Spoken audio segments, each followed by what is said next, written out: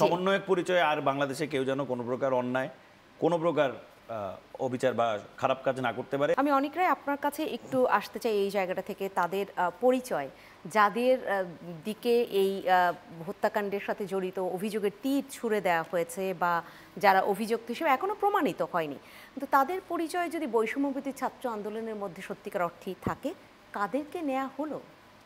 আচ্ছা, প্রথমতই আমরা মনে করেন যে যেটা শ্রদ্ধেয় বড় ভাই বলেছেন যে আসলে যখন প্রথম আসলে আন্দোলন হয় তখন তো আসলে খুবই ছোট থেকে একটা শুরু, এবং এটা মূলত জনগণের যে আন্দোলন, জনগণ নিজের মতো করে এই আন্দোলনের আসলে দাবি দাওয়া সেট করেছে।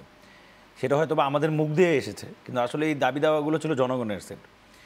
ফলে আন্দোলনের পরে 5ই আগস্টের শেখ হাসিনার পলায়নের পরে দেখা গিয়েছে কি বিভিন্ন জায়গায় প্রচুর আগ্রহী লোকজন যারা আসলে বৈষম্যবিরোধী ছাত্র আন্দোলনের সাথে যুক্ত হতে চান, এবং আন্দোলনের একটি পর্যায়ে আসলে মনে করেন, এটা আপনিও বুঝবেন, সে সময় আপনারা যারা সংবাদ মাধ্যমে কাজ করেন আপনারাও এক জেলার সাথে আরেক জেলা যোগাযোগ করতে পারছেন না।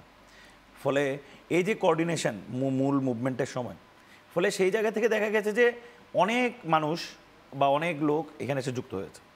ফলে যদি তারা কেউ, আমাদের আলাপটা খুবই সহজ এবং সিম্পল এই বিষয়ে, যে বাংলাদেশের আইন এবং আদালত রয়েছে, এবং যেই ঘটনাটি ঘটেছে সেটা একটা মানে খুবই খারাপ এবং এটা নিন্দনীয় ঘটনা।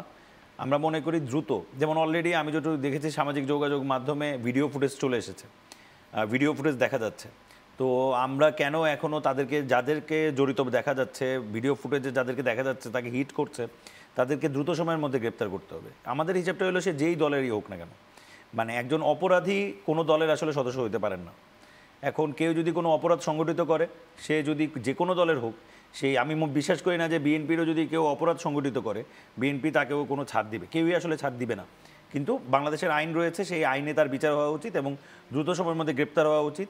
এর পিছনে যারা যে কারণ, সেই কারণগুলোও খুঁজে বের করা উচিত। ছাড় কি পেয়ে যায় না? মানে এই জায়গাটায় পুরনো কথা শুনি কিনা আমরা বিভিন্ন সময়, একদম আওয়ামী লীগ আমলেও কিন্তু এই কথাগুলো ছিল যে অপরাধী কখনো দলের হতে পারে না, তাকে বহিষ্কার করা হয়েছে, তার বিরুদ্ধে ব্যবস্থা নেওয়া হবে। মানে এই কথাগুলো আসলে অনেক বেশি নতুন কথা কিনা? না, এগুলো আসলে দেখেন, মানে আমি আপনাকে বলি, মানে আমরা তো এমন না কোনো যে পুরো ব্যবস্থাপনা পাল্টায় গেছে, আমাদের আগের ব্যবস্থাপনাতেই আমরা আছি। আপনি লক্ষ্য করবেন আমরা অনেক জায়গা থেকে, আমাদের কনভেনার নাহিদ ইসলাম বলছে যে বৈষম্যবিরোধী ছাত্র আন্দোলন আর ওইভাবে ওয়ার্কিং অ্যাক্টিভিটি করবে না। এটা একটা আমরা কিন্তু আলাপও আমরা করেছি।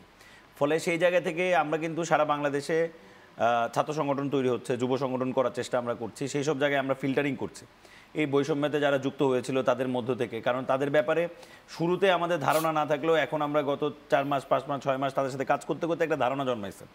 তো কাদেরকে নিয়ে সামনের আসল পলিটিক্যাল অর্গানাইজেশনগুলো করা যায়, কাদেরকে রাখা যায়, এইসব বিষয়ে স্ক্রুটিনি চলমান।